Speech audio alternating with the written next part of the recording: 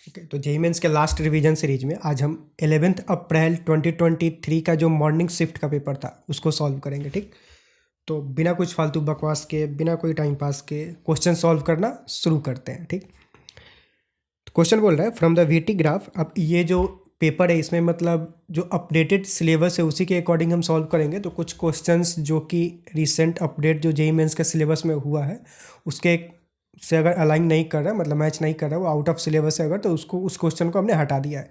तो जितना भी पेपर मतलब जितना भी क्वेश्चन इसमें हम सॉल्व करेंगे वो सारे अपडेटेड सिलेबस के अकॉर्डिंग होंगे, जो जेईई मेंस 2024 के लिए अपडेटेड सिलेबस है। ठीक, तो क्वेश्चन सॉल्व करते हैं। इसमें हमने 7 पेपर सॉल्व कर रहे हैं, जो कि 2 पेपर हमने ऑलरेडी सॉल्व कर लिया, ये तीसरा पेपर है। ठीक, तो सवाल शुरू करते हैं। क्वेश्चन बोल रहा है from the VT graph shown the ratio of the distance to displacement in 25 second of motion is, क्या होगा। तो मतलब ये वीटी ग्राफ दे रखा है और इससे हमें डिस्टेंस और डिस्प्लेसमेंट का रेशियो कैलकुलेट करना है। ठीक है, तो क्या हो जाएगा डिस्टेंस, क्या एरिया अंडर द कर्व। तो एरिया अंडर कर्व क्या हो जाएगा। अब एरिया अंडर कर्व का मतलब क्या हुआ कि ये वाला एरिया, ये वाला एरिया, ये सब एरिया और ये वाला एरिया। ठीक, अब बैठ के आराम से एरिया कैलकुलेट करेंगे। तो होगा क्या, अगर देखा जाए तो ये एक तरह से ट्रायंगल है, सॉरी ये एक तरह से ट्रायंगल है तो इसका एरिया क्या हो जाएगा, हाफ बेस इंटू हाइट। तो हाफ 5 × 10, 5 × 10 कितना होगा 50/2, 25। तो इसका एरिया क्या हो जाएगा 25। इसका एरिया वही बेस इंटू हाइट 10 × 5, 50। अगर हम और देखें ये वाला पार्ट देखें तो ये क्या एक तरह से ट्रिपेजियम बन रहा है। तो half sum of parallel side into distance between them. Sum of parallel side मतलब ये दो पैरेलल साइड, 10 + 20 30 × 5, 30 × 5 कितना 150, 150/2 75। तो इसका एरिया क्या उतना हो जाएगा 75। सेम वैसे ही इसका area half base into height 20 × 5, 100/2 50। तो ये एरिया हो जाएगा 50। और इसका अगर कैलकुलेट करें तो 5 × 20 अगेन 100/2 50। ठीक, ठीक है। तो अगर हमें डिस्टेंस कैलकुलेट करना है तो डिस्टेंस कैलकुलेट करते समय तो सारा एरिया क्या होगा हम ऐड कर देंगे। तो टोटल कितना हो जाएगा 25 + 50। और इसको ऐड करें तो ऐसे ये दोनों मिलकर 100 हो जाएगा, ये दोनों मिलकर 100, 200 और ये 50, 250।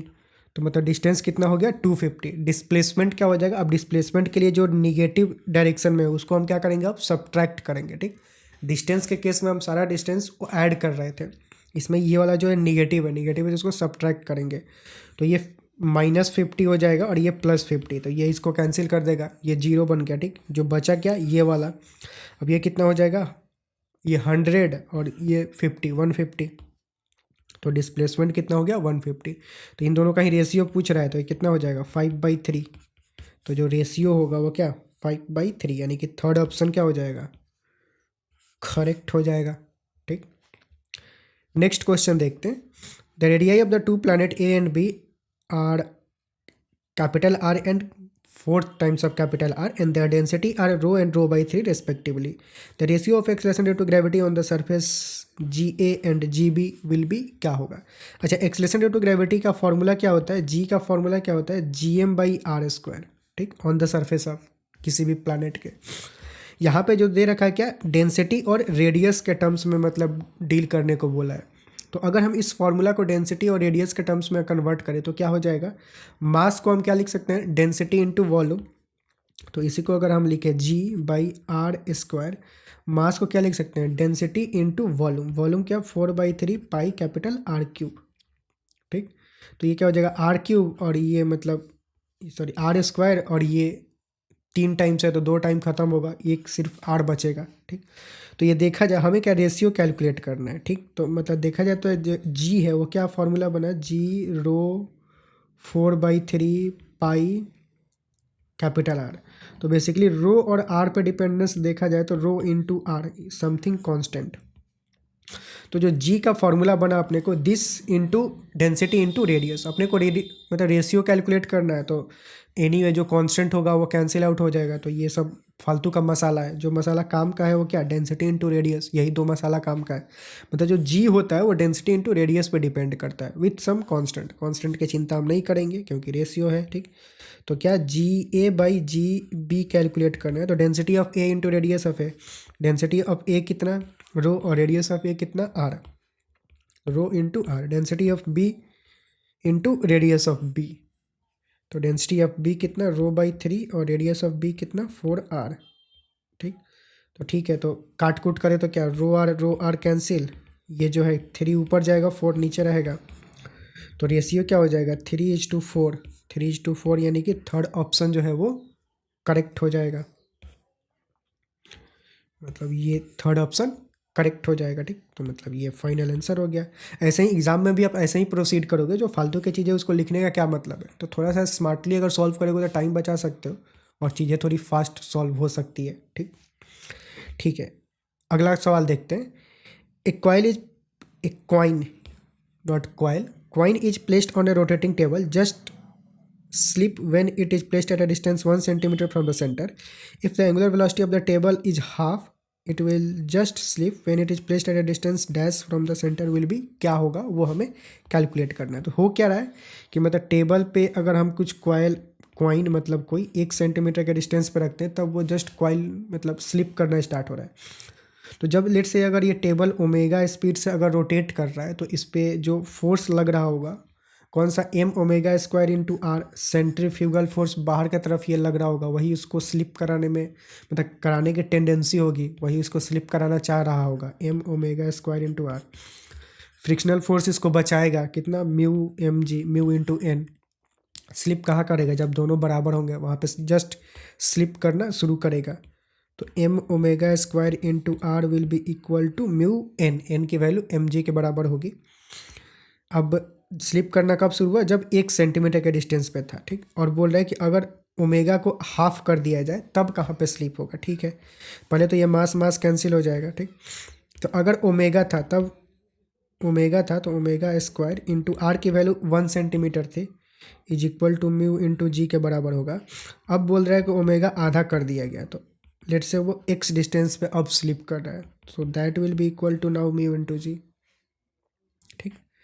तो बस हमें कैलकुलेट करना है, तो मतलब बेसिकली ये दोनों बराबर होंगे क्योंकि इधर वाला फ्रिक्शनल फोर्स बराबर ही रहेगा, तो उससे एक्स की क्या वैल्यू हो जाएगी, अगर दोनों को इक्वेट कर दें तो omega square equal to omega square by 4 into X, X की वैल्यू 4 सेंटीमीटर हो जाएगी, ठीक। तो अब वो 4 सेंटीमीटर पे स्लिप करेगा, यानी कि फोर्थ ऑप्शन जो होगा वो करेक्ट हो जाएगा, ठीक। ठीक है, अगला सवाल देखते हैं। अगला क्वेश्चन बोल रहा है the logic perform by the circuit shown in the figure is equivalent to, क्या होगा वो हमें कैलकुलेट करना है। तो यहाँ पे कुछ सर्किट दे रखा है और उसको मतलब जो इनपुट आउटपुट है वो कौन से लॉजिक गेट की तरह बिहेव करेगा वो हमें कैलकुलेट करना है, ठीक। अगर ये जो गेट दे रखा है इसको देखा जाए तो ये कौन सा है, ये तो और हो गया, और ये नॉट गेट लगा है तो ये नॉर गेट है, ये भी नॉर गेट है और ये भी नॉर गेट है, तो सब सेम ही गेट है, ठीक। अगर इसमें हम ए इनपुट दे रहे हैं तो ए इनपुट जाएगा तो सेमी इनपुट दोनों में जाएगा, तो जो नॉर गेट क्या करता है और फिर उसमें नॉट लगाते हैं, तो और में ए का ए हो जाएगा और फिर नॉट मतलब ए बार मतलब उसका निगेशन, नॉर गेट, ठीक। तो ए बार आउटपुट आएगा यहाँ पे। वैसे ही देखा जाए तो बी सेम इनपुट जाएगा और में, और फिर नॉट गेट लग जाएगा तो बी बार यहाँ पे भी, ठीक। तो यहाँ पे जो इनपुट जाएगा वो क्या, ए बार और बी बार। ए बार का मतलब क्या कि अगर ए 0 है तो ए बार 1 होगा, और अगर ये 1 है तो वो 0 होगा, सेम यहाँ पे, ठीक। अब अगर ए बार और बी बार यहाँ पे गया तो ए बार और प्लस मतलब ए बार और बी बार लेट से इनपुट गया, ठीक। ये नॉर गेट है, तो नॉर गेट में क्या होता है, और को क्या प्लस से करते हैं, बुलियन अलजाब्रा अगर इसका करें तो कैसे करते हैं, ये और गेट के लिए प्लस लिखते हैं फिर, ठीक। और फिर ये नॉट लगा हुआ है, नॉट लगा है तो फिर ऊपर निगेशन दे देंगे, ये आउटपुट होगा इस गेट का, ठीक।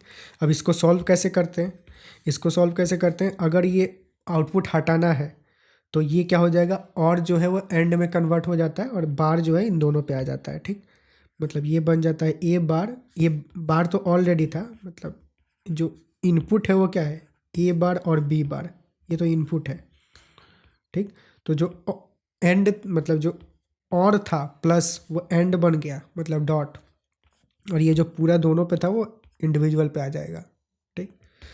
अब ए का बार बार मतलब निगेशन 2 बार करे तो सेमी क्वांटिटी मिल जाएगा, मतलब 0 का अगर करे तो 1 और फिर 1 का 0, तो सेमी क्वांटिटी ए ही मिल गया, तो ए डॉट बी बन जाएगा ये।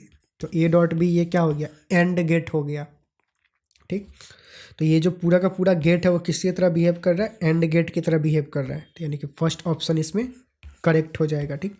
एक तो ये तरीका है अगर आपको बूलियन अलजेब्रा करने आता है तो, और अगर नहीं आता है तो आप ट्रूथ टेबल बना सकते हो कि 0 ले लो इसको, फिर देखो क्या, इसको 0 और इसको भी 0 ले लो, फिर देखो आउटपुट क्या आ रहा है, फिर 1 और 1 लेके 0 1 ऐसे करके, और फिर गेट डिसाइड करो। वो थोड़ा लेंदी प्रोसेस हो जाएगा।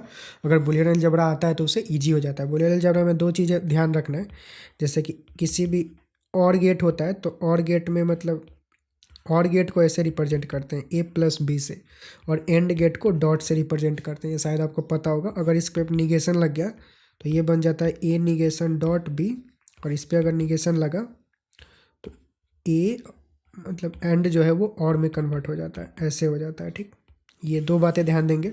थोड़ा सा बूलियन अलजेब्रा सर्च करोगे तो इसका जो अर्थमेटिक होता है वो मिल जाएगा आपको, वो देख सकते हो, ठीक। बहुत सारे लोगों ने ऑलरेडी पढ़ के रखा होगा, नहीं पढ़ के रखे हो तो कोई बात नहीं, ट्रूथ टेबल बना के आप कर सकते हो वैसे भी, ठीक।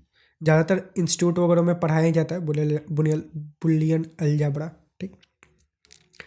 ठीक है, नेक्स्ट क्वेश्चन देखते हैं। अगला सवाल दे रखा है, a parallel plate capacitor of capacitance 2 farad is charge to potential V, the energy stored in the capacitor is E1, ठीक है। मतलब 2 फैराड V पोटेंशियल पे चार्ज किया गया तो उसमें जो एनर्जी स्टोर हुआ E1, तो E1 का अगर हम एक्सप्रेशन लिखे तो क्या हो जाएगा, E इक्वल टू मतलब energy stored in the capacitor Q square by 2C, और Q के नहीं, अब V के टर्म्स में बात करें तो हाफ सी भी स्क्वायर हो जाएगा, हाफ C की वैल्यू 2 V स्क्वायर मतलब V स्क्वायर, ठीक।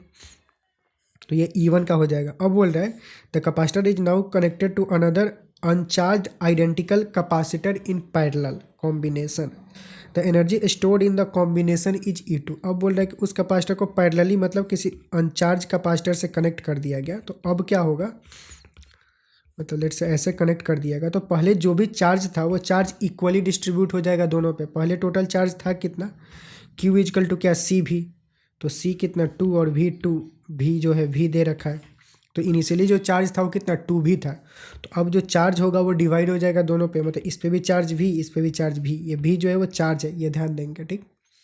भले ही पोटेंशियल दिख रहा है पर वो चार्ज है, ठीक। Q1 लेट से Q2, तो इसमें जो एनर्जी स्टोर्ड होगा क्या, Q स्क्वायर बाई 2C, तो मतलब Q क्या V स्क्वायर बाई 2, C की वैल्यू 2, इसमें भी देखें तो कि V स्क्वायर मतलब Q स्क्वायर बाई 2, C की वैल्यू 2, ठीक। तो टोटल एनर्जी स्टोरेज कितना हो जाएगा, E2 की वैल्यू क्या हो जाएगा, दोनों को सम कर देंगे तो V square by 4 V square by 4, वो V स्क्वायर बाई 2 बन जाएगा, ठीक। ये टोटल एनर्जी हो गया आफ्टर कनेक्शन। हमें क्या इन दोनों का रेशियो कैलकुलेट करना है, E2 बाई E1 कैलकुलेट करना है, तो क्या हो जाएगा E2 by E1, V square by 2 divided by E1 की वैल्यू कितना है V स्क्वायर, सिंपल 2 से 2 कैंसिल, E1 जो है सिर्फ और सिर्फ V स्क्वायर के बराबर है, तो ये V स्क्वायर है, तो मतलब क्या V स्क्वायर कैंसिल 1/2, तो रेशियो जो होगा वो क्या 1:2 हो जाएगा, यानी कि सेकंड ऑप्शन जो होगा वो करेक्ट हो जाएगा, ठीक। ठीक है, नेक्स्ट क्वेश्चन देखते हैं। अगला बोला है 2 identical heater filament are connected first parallel and then series, ठीक है। If the same voltage applied the ratio of the heat produced in the same time for the parallel to the series will be, क्या होगा, ठीक है। तो मतलब 2 equal resistor को अगर हम पैरेलल में कनेक्ट करें तो लेट्स से हम क्या लिखते हैं, R equivalent resistance in parallel combination क्या हो जाएगा, आर और आर का इक्विवेलेंट क्या हो जाएगा R/2 पैरेलल में, ठीक। और उसी को सीरीज में कन्वर्ट करें तो क्या 2R हो जाएगा, ट्वाइस ऑफ R, ठीक। अगर बोल रहा है कि इसको सेम पोटेंशियल से कनेक्ट किया गया तो heat produced in the same time, तो हीट प्रोड्यूस का फॉर्मूला क्या होता है H इक्वल टू I²RT, अगर V के टर्म्स में लिखे तो क्या होता है V square by R into T, ये फॉर्मूला होता है। यहाँ पे पोटेंशियल और टाइम जो है वो दे रखा है कि दोनों के लिए सेम है, तो हीट प्रोड्यूस का रेशियो क्या होगा वो हमें कैलकुलेट करना है, ठीक। तो अगर हीट प्रोड्यूस का फॉर्मूला देखा जाए तो ये है, इनमें ये दो क्वांटिटी सेम है, तो जो हीट प्रोड्यूस्ड है वो देखा जाए तो डायरेक्टली प्रोपोर्शनल है 1/R के, या फिर इन्वर्सली प्रोपोर्शनल है रेसिस्टेंस का, ऐसा बोल सकते हैं, ठीक।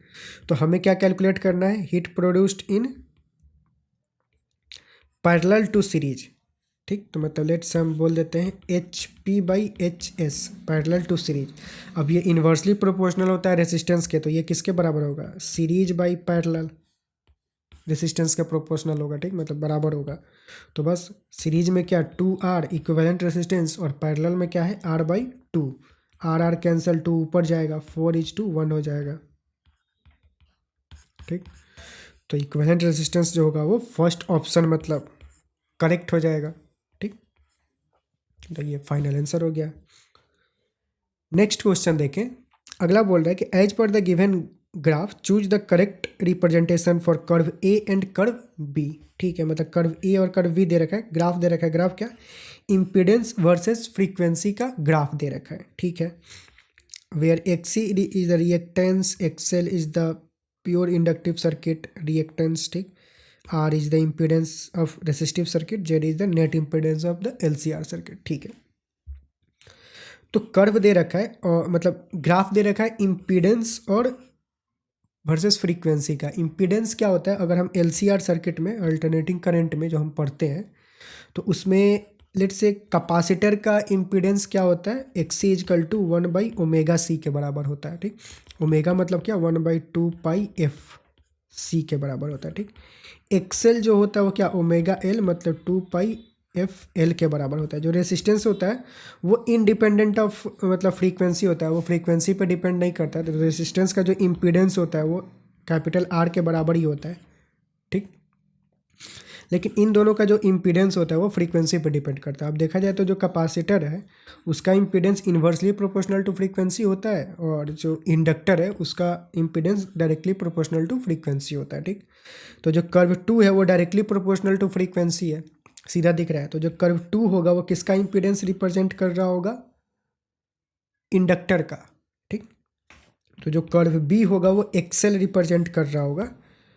एक्सएल मतलब क्या, अच्छा एक्सएल मतलब एक्सएल ही, तो कर्व बी जो होगा वो एक्सएल रिप्रेजेंट कर रहा होगा।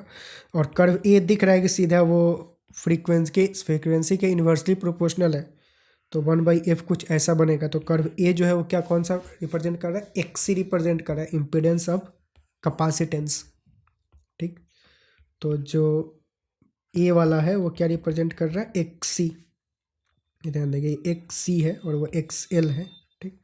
तो BXL, ठीक, और AXC, तो थर्ड ऑप्शन मैच कर रहा है, तो थर्ड ऑप्शन क्या हो जाएगा, करेक्ट हो जाएगा, ठीक।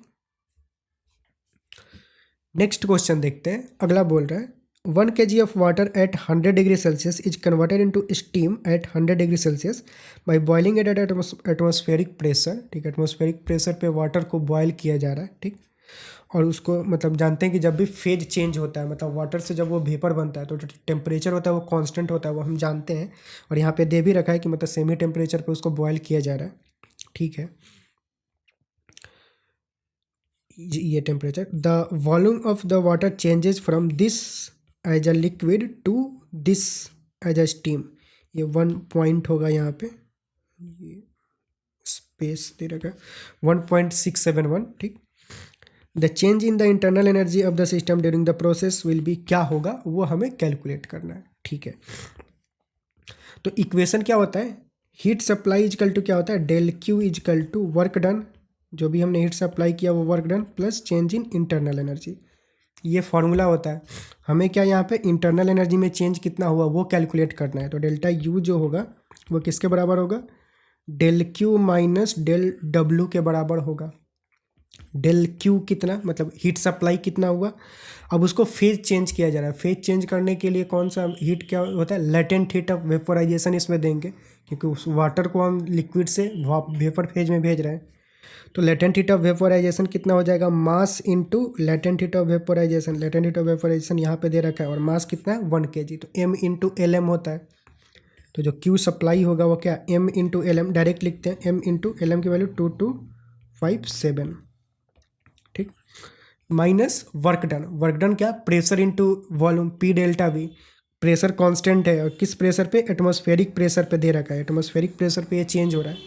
तो प्रेशर कितना हो गया, 10⁵, 10⁵ पी डेल्टा वी। तो चेंज इन वॉल्यूम कितना हुआ, उसके लिए यहाँ पे इंफॉर्मेशन दे रखा है कि फाइनली वॉल्यूम ये हो गया, इनिशियल वॉल्यूम ये था, ठीक।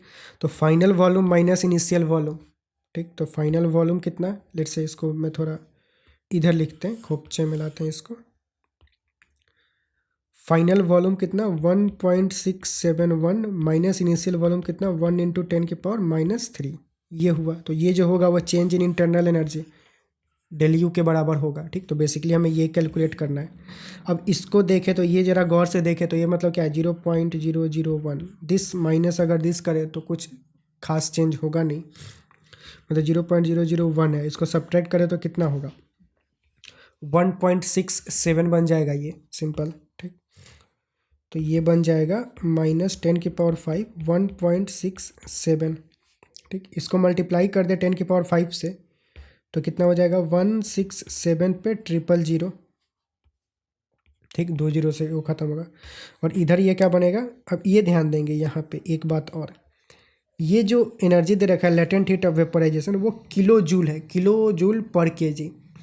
और ये जो हमने पी डेल्टा वी कैलकुलेट किया है ये जूल में आएगा, ठीक। तो इसको भी, ये वाला जो एनर्जी है वो किलो जूल में है, तो इसको भी हम किलो जूल में कन्वर्ट कर लेंगे, क्योंकि दोनों का जो यूनिट होना चाहिए वो सेम होना चाहिए, ये ध्यान देंगे, ठीक। तो या तो आप इसमें भी 1000 से मल्टीप्लाई करके इसको भी जूल में कन्वर्ट कर लो, ठीक। तो अब ये भी जूल में, ये भी जूल में, नहीं तो दोनों को किलो जूल में कन्वर्ट कर लो, सेम ही यूनिट होना चाहिए। दो क्वांटिटी को आप सब्ट्रैक्ट कर रहे हो तो दोनों का यूनिट सेम होना चाहिए, ये ध्यान देंगे। ये माइनर सी बातें थी जो कि मिस्टेक करा सकता है, ठीक। तो हम क्या कर रहे हैं, फाइनल आंसर भी देखा जाए तो वो किलो जूल में ही दे रखा है, तो हम सब कुछ किलो जूल में कन्वर्ट कर लेंगे। तो ये 1000 हटा देते हैं, ये किलो जूल में, और यहाँ से भी हम क्या 1000 से डिवाइड कर देंगे तो वो भी किलो जूल में कन्वर्ट हो जाएगा, ठीक। तो 1000 से डिवाइड करेंगे तो यहाँ भी 1/1000 आएगा, और ये 3 जीरो जो है वो कैंसिल हो जाएगा, और ये बचेगा इधर क्या 2257, 2257, ठीक। अब इसको सब्ट्रैक्ट करेंगे तो क्या हो जाएगा 2257 माइनस 167, इसको सब्ट्रैक्ट करेंगे तो कितना, 7 में से 7 गया 0, 15 में से 7, 15 में से 6 गया 9, 102, 2090 किलो जूल हो जाएगा, ठीक। तो जो चेंज इन इंटरनल एनर्जी हुआ वो ये हो जाएगा 2090 पॉजिटिव होगा, ठीक, क्योंकि फाइनली पॉजिटिव आ रहा है। तो फर्स्ट ऑप्शन जो है वो मैच कर रहा है, तो फर्स्ट ऑप्शन इसमें करेक्ट हो जाएगा, ठीक। ठीक है, अगला सवाल देखते हैं। नेक्स्ट क्वेश्चन बोल रहा है the critical angle for the denser rare interface is this, the speed of light in the rare medium is this, the speed of light in denser medium is, क्या होगा वो हमें कैलकुलेट करना है। Simple सा क्वेश्चन है, critical angle दे रखा है, मतलब तो क्रिटिकल एंगल के लिए कौन किसके लिए डिफाइन होता है, लेट से अगर ये रेयरर है ये डेंसर है तो क्रिटिकल एंगल क्या है, light going from denser medium to rare medium, ठीक, ये क्रिटिकल एंगल होता है, ठीक। तो क्रिटिकल एंगल की वैल्यू दे रखा है कितना 45 डिग्री। यहाँ पे अगर स्नेल्स लॉ लगाएं तो refractive index of denser medium हमें speed of light in denser medium calculate करना है, ठीक है। तो ये क्या होगा, refractive index of denser medium into sine 45 that is equal to refractive index of rare medium into sine 90 degree, ठीक, क्योंकि यहाँ पे मतलब ऐसे रे जो है वो निकल रहा है, ठीक। ये क्या हो जाएगा, अब रिफ्रैक्टिव इंडेक्स क्या होता है c by speed of light, तो ये क्या बन जाएगा c by speed of light in denser medium into sine 45 1/√2 that is equal to refractive index in rare medium, यानी कि c by speed of light in rare medium into sine 90 की value 1। अब speed of light in rare medium दे रखा है, वो दे रखा है 3 × 10⁸, मतलब c के बराबर ही है, मतलब ये जो speed of light in rare medium है वो c के बराबर ही है, तो ये कैंसिल हो जाएगा, ठीक है। तो क्या बनेगा, तो speed of light in denser medium क्या हो जाएगा, इसको इधर लेके आए तो c/√2 हो जाएगा, ठीक। c मतलब 3 × 10⁸ डिवाइडेड बाई √2, तो ये कुछ बनेगा। अब √2 क्या 1.414 होता है समथिंग, तो 3/1.414 इंटू 10⁸ मीटर पर सेकंड हो जाएगा। ठीक, अब इसको डिवाइड कर लेंगे। तो अगर ये 1.5 होता तो 2 टाइम्स में चला जाता, 1.4 है तो 2 से थोड़ा सा ज़्यादा होगा। ठीक, मतलब ये रेशियो 2 से थोड़ा सा ज़्यादा होगा, इंटू 10⁸ जो स्पीड है हो जाएगा 2 से थोड़ा सा ज़्यादा। तो ये बहुत ज़्यादा है, बहुत ज़्यादा है, थोड़ा सा ज़्यादा यही है, तो ये हो जाएगा। हालांकि आप इतने तुक्केबाजी पे एग्ज़ाम में टिक मार्क नहीं करेंगे, लेकिन आप इस केस में कर सकते हो, क्योंकि बाकी के ऑप्शंस जो देखा जाए वो बहुत डेविएटेड है, मतलब 2 से बहुत ज़्यादा दूर है। ये तो 3 ही हो गया, ये तो पॉसिबल ही नहीं है, 5 पॉसिबल ही नहीं है, √2 हो ही नहीं सकता है, क्योंकि √2 कब होता है, जब ऊपर यहाँ पे 2 होता है तब जा करके √2 होता है, वो है नहीं। तो 2 के नज़दीक जो हमने अनुमान लगाया था, भविष्यवाणी की थी, वो मैच कर रहा है, तो ये मतलब हो जाएगा सही। वरना यूजुअली केसेस में जब काफ़ी क्लोजली ऑप्शन अगर दिया गया है तो आप एक्चुअल में डिवाइड करोगे और फिर चेक करोगे। ठीक, ऐसे तुक्केबाजी पे नहीं करेंगे। ठीक, क्योंकि इतना हमने सॉल्व किया है, हम नहीं चाहते कि एट द एंड क्वेश्चन गलत हो जाए। ठीक, ठीक है, अगला सवाल देखते हैं। A metallic surface is illuminated with radiation of wavelength lambda, the stopping potential is V0 if the same surface is illuminated with radiation of wavelength 2 lambda, the stopping potential becomes V0/4. The threshold wavelength of this metallic surface is क्या होगा वो हमें calculate करना है, wavelength calculate करना है। ठीक है, अगर इक्वेशन लिखे फोटो इलेक्ट्रिक इफेक्ट का, ये इक्वेशन लिखे तो क्या hc/λ, लेट से लैम्डा वेवलेंथ अगर पड़ा हुआ है तो ये एनर्जी फॉल किया माइनस थ्रेशोल्ड ऑफ द, मतलब वो जो मेटल, लेट से उसका थ्रेशोल्ड hc/λ0 है, मतलब λ0 जो है थ्रेशोल्ड वेवलेंथ है अगर, तो एनर्जी क्या हो जाएगा hc/λ0, and that is equal to stopping potential EV0, that is equal to kinetic energy, and that kinetic energy should be equal to stopping potential energy, मतलब स्टॉपिंग एनर्जी। स्टॉपिंग पोटेंशियल अगर V0 है तो stopping energy क्या हो जाएगा EV0। ठीक, तो वो काइनेटिक एनर्जी के बराबर ही होना चाहिए, तो ये इक्वेशन बनता है। ठीक, अगर दूसरा इक्वेशन लिखे तो उसके लिए क्या देगा, जब वेवलेंथ 2 लैम्डा कर दिया गया, मतलब hc/2 lambda minus hc/λ0 is equal to कितना हो गया, स्टॉपिंग पोटेंशियल क्या हो गया V0/4 हो गया, मतलब EV0/4। तो हमें क्या λ0 की वैल्यू कैलकुलेट करना है, मतलब थ्रेशोल्ड वेवलेंथ, ये कैलकुलेट करना है। ठीक, तो क्या करें, तो एक काम करते हैं, ऐसा करें, अगर हम इसको 4 को इधर लेके चले आए। ठीक, कैमरा थोड़ा ऑन कर लेते हैं।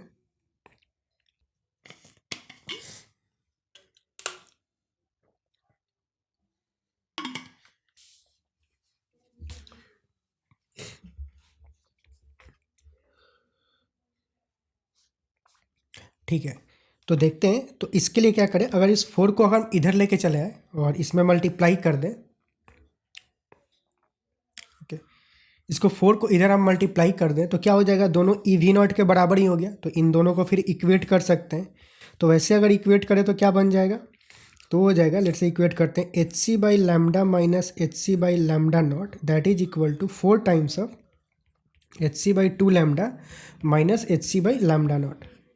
ठीक, अब इसको देखा जाए तो ये जो लैम्डा है उसको एक तरफ और λ0 को एक तरफ अगर वो करे तो क्या होगा, लेट से क्या करते हैं, इसको उधर लेके जाते हैं, लैम्डा को उधर लेके जाते हैं, तो इधर बनेगा hc/λ को लेट से खोपचे में भी ले लें, तो ये 2 से 2 बचा, तो 2 यहाँ पे। ठीक, माइनस इसको जाएंगे तो माइनस में जाएगा और माइनस hc/λ होगा, hc/λ हमने कॉमन ले लिया है तो -1 हो जाएगा इधर। ठीक, इधर क्या hc/λ0, ये 4 टाइम्स ऑफ hc/λ0, इधर आएगा तो क्या प्लस में आएगा, तो +4 टाइम्स -1, तो कितना हो जाएगा 3 टाइम्स ऑफ hc/λ0। ये आई होप कि दिख रहा हो, समझ में आ रहा हो। ठीक, तो यहाँ से λ0 क्या हो जाएगा, hc कैंसल, डायरेक्ट ही मिल गया, 3/λ0 इज इक्वल टू सिर्फ 1/λ, तो λ0 की वैल्यू क्या हो जाएगी 3λ। ठीक, तो ये डायरेक्ट ही आ गया, तो जो λ0 की वैल्यू होगी 3λ, मतलब फोर्थ ऑप्शन जो है वो करेक्ट हो जाएगा। ठीक, तो मतलब सवाल सॉल्व हो गया, मुझे लगा थोड़ा और करना पड़ेगा पर डायरेक्ट ही हो गया। ठीक है, next question, the current sensitivity of a moving coil galvanometer is increased by 25%. This increase is achieved by only changing in the number of turns of coil and area of cross section while keeping the resistance of the galvanometer constant. Okay, भारी भरकम बातें बोल रही है, सब बातें याद रखेंगे क्या क्या किया गया है। The percentage change in the voltage sensitivity will be, क्या होगा वो हमें कैलकुलेट करना है।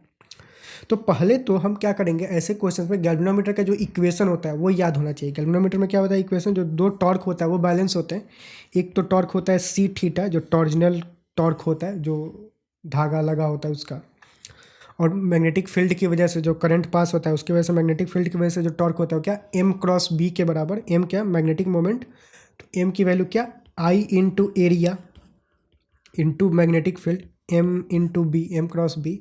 और ये एक कॉइल के लिए अगर उसमें एन नंबर ऑफ कॉइल्स हो तो वो एन से मल्टीप्लाई कर देंगे, तो टोटल टॉर्क ये हो जाएगा, that should be equal to torque because of वो रोटेटिंग वाला टॉर्क। ठीक, तो ये इक्वेशन होता है किसका, गैल्वेनोमीटर का। ठीक, ये ध्यान में रखेंगे। अब करंट सेंसिटिविटी का मतलब क्या, theta by I. Theta by I कितना हो जाएगा, अगर वो रखें तो आई को उधर भेजें तो क्या हो जाएगा, एन ए बी बाई सी। ठीक है, ये हो गया। ठीक, अगर ये तो करंट सेंसिटिविटी हो गया। अगर वोल्टेज सेंसिटिविटी लिखना हो तो क्या हो जाएगा, आई इंटू आर कर देंगे दोनों साइड, तो वोल्टेज सेंसिटिविटी बन जाएगा। तो लेट से कर देते हैं, तो ये बन जाएगा आई इंटू आर भी, और ये बन जाएगा N A B by C R, ऐसा बन जाएगा। ठीक, ये हुआ करंट सेंसिटिविटी, ये वोल्टेज सेंसिटिविटी। अब जरा क्वेश्चन एक बार फिर से पढ़ लेते हैं। अब दे रखा है कि मतलब करंट सेंसिटिविटी को इंक्रीज कर दिया गया 25% से। ठीक, कब, कैसे, this increase is achieved by only changing the number of turns, मतलब एन को चेंज किया गया, area of cross section A को चेंज किया गया, while keeping the resistance of the galvanometer same, R को सेम रखा गया, इसको सेम रखा गया। ठीक, तो इसमें मतलब वोल्टेज सेंसिटिविटी में कितना इंक्रीज होगा वो हमें कैलकुलेट करना है। तो ज़रा इनके इक्वेशन को अगर हम गौर से देखें तो इन दोनों ही सेंसिटिविटी में डिफरेंस क्या है, किसका है, सिर्फ रेसिस्टेंस का। और रेसिस्टेंस तो चेंज हुआ नहीं है, दे रखा है कि रेसिस्टेंस दोनों में ही सेम है। चेंज जो अचीव किया गया इसको और इसको करके, तो इसको चेंज करके 25% का चेंज लाया गया है। तो सेम चेंज यहाँ भी होगा और सेम ही इंक्रीज होगा, यहाँ भी 25% से इंक्रीज होगा, क्योंकि बाकी सब अभी भी इसमें भी कांस्टेंट ही है, वही है। ठीक, तो जो वोल्टेज सेंसिटिविटी में भी इंक्रीज होगा वो कितना होगा, 25% का ही होगा। इसको डायरेक्ट हम यहाँ पे बोल सकते हैं, कुछ कैलकुलेशन करने की भी ज़रूरत नहीं है। ठीक, जरा सा सिर्फ इक्वेशन को घूर घूर के देख करके। ठीक, तो इसमें भी जो इंक्रीज होगा वो 25% से इंक्रीज होगा। अब नहीं तो अगर इक्वेशन ये दोनों हम लिख लिए तो इससे चीज़ें क्लियर हो गई, अगर नहीं लिखे रहते तो फिर सोचने पर मतलब कुछ तो गांज माउंज करते कि 25% यहाँ पे हुआ तो वहाँ कितना होगा। तो ये इक्वेशन ज़रा लिख लेने से कभी कभी चीज़ें क्लियर हो जाती है। तो जो भी चीज़ें दे रखा पहले वो थोड़ा लिख लें और फिर सॉल्व करेंगे तो मतलब दिख जाएगा कभी कभी। यहाँ पे जो करंट सेंसिटिविटी और वोल्टेज सेंसिटिविटी को इमेजिन किया जाए तो डायरेक्ट इमेजिन तो एक तो होगा नहीं, तो आपको इक्वेशन लिखना ही पड़ेगा। तो लिखोगे तो, और लिखने के बाद भी अगर स्पीड अप नहीं पकड़े, मतलब फ्लो में आके कुछ फालतू की हरकतें नहीं किए, थोड़ा पेशेंस के साथ अगर दोनों को गौर से प्यार से देखोगे तो चीज़ें समझ में आ जाएंगी कि दोनों में चेंज कुछ है नहीं। ये रेसिस्टेंस एक्स्ट्रा है और वो बदल नहीं रहा है, तो दोनों में जो चेंज होगा वो बराबर ही चेंज होगा। ठीक, ये कुछ तरीका है जिसको मतलब अपना सकते हैं। हालांकि एग्जाम्स में मैं भी होता तो पता नहीं मैं इसको लिखता और करता या फिर कुछ खुरापात शुरू कर देता, क्योंकि एग्जाम्स में सिनारियो अलग होता है, टेंशन प्रेशर वहाँ चीज़ें अलग होती है। तो मैं समझ सकता हूँ कि आइडियल केस वहाँ पे नहीं होगा, पर हम अपने एंड से कोशिश करेंगे कि हम इस तरीके से प्रोसीड करें। ठीक, गलतियाँ सबसे होती है तो उसका कुछ बात नहीं है, आप कुछ गलती करोगे कोई और कुछ और गलती करेगा, तो गलती तो सब करेंगे। ठीक, पर उसी में अपने को कम करना है, बस दैट्स ऑल। जीत उसी की होगी जो कम गलती करेगा। नेक्स्ट क्वेश्चन देखते हैं। The variation in the kinetic energy of a particle executing simple harmonic motion with the displacement x starting from the mean position to extreme position is given by, क्या होगा। मतलब दे रखा है कि काइनेटिक एनर्जी कोई पार्टिकल एसएचए में execute कर रहा है, तो जब मीन पोजीशन से जब वो एक्सट्रीम पोजीशन पे जा रहा है तो उसका काइनेटिक एनर्जी कैसे चेंज होगा। तो मीन पोजीशन से एक्सट्रीम पोजीशन पर काइनेटिक एनर्जी क्या होता है, डिक्रीज करता है। और काइनेटिक एनर्जी क्या, अगर फॉर्मूला देखें तो हाफ, पहले तो डिक्रीज करता है, अगर वो देखें अगर इसमें तो उसी से क्लियर हो जाएगा, इक्वेशन लिखने की ज़रूरत भी नहीं है। ये इंक्रीज कर रहा है, गलत है। ये कांस्टेंट है, गलत है। ये भी इंक्रीज कर रहा है, गलत है। ये डिक्रीज कर रहा है, वही सही होगा। तो इक्वेशन का भी लोचा नहीं है, ये कोई गाय मनुष्य ने मतलब ये क्वेश्चन सेट किया है।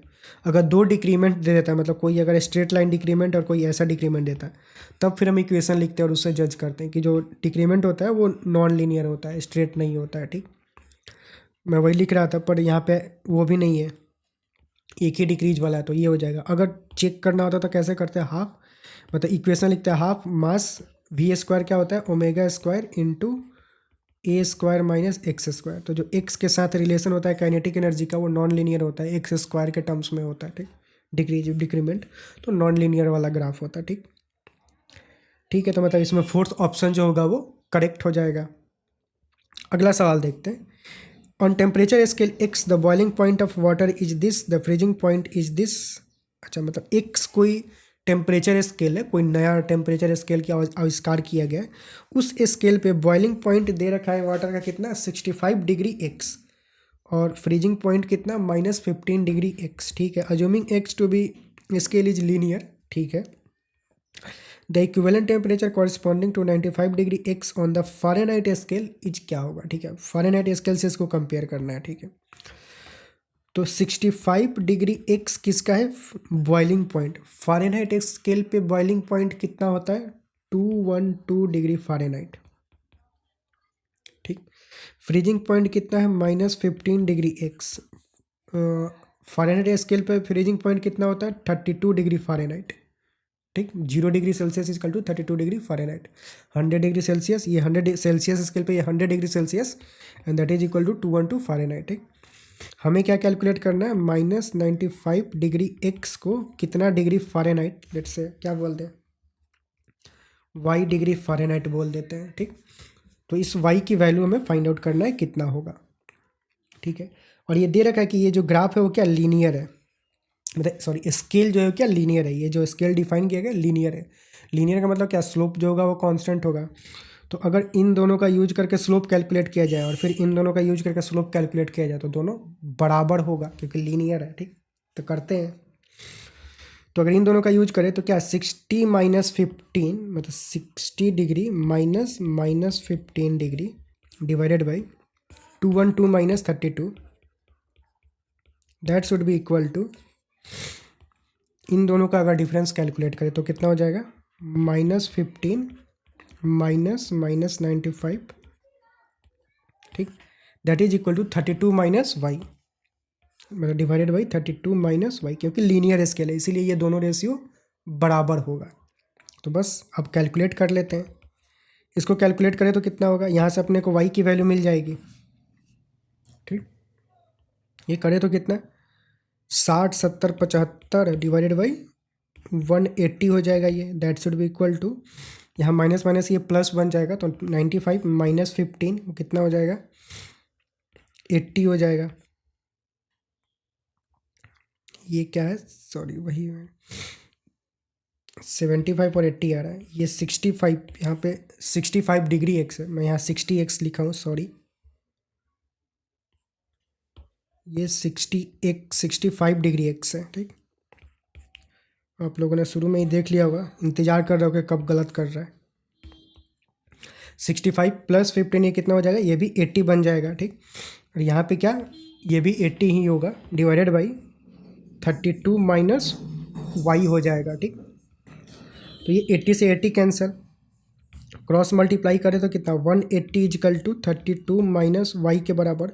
तो जो वाई की वैल्यू होगी क्या, 32 माइनस 180, ये कितना बन जाएगा, 8, 10 में से 8 गया, 2 गया 8, 7 में से 3 गया 4 और 1, -148 डिग्री फ़ारेनहाइट हो जाएगा। ठीक, मतलब वाई क्या है, फ़ारेनहाइट ही है, तो -148 यानी कि फोर्थ ऑप्शन मैच कर रहा है, तो ये मतलब करेक्ट हो जाएगा। ठीक, तो मतलब ऐसे सॉल्व करेंगे, सिंपल ही था, बस ये अपने को जज करने आना चाहिए था कि मतलब लीनियर स्केल दे रखा है उसका मतलब क्या है। ठीक, ठीक है, तो इस वीडियो में इतना ही क्वेश्चंस रखते हैं, आगे के जो नेक्स्ट क्वेश्चंस है उसको अगले वीडियो में सॉल्व करेंगे। ठीक, तो मिलते हैं अगले वीडियो में।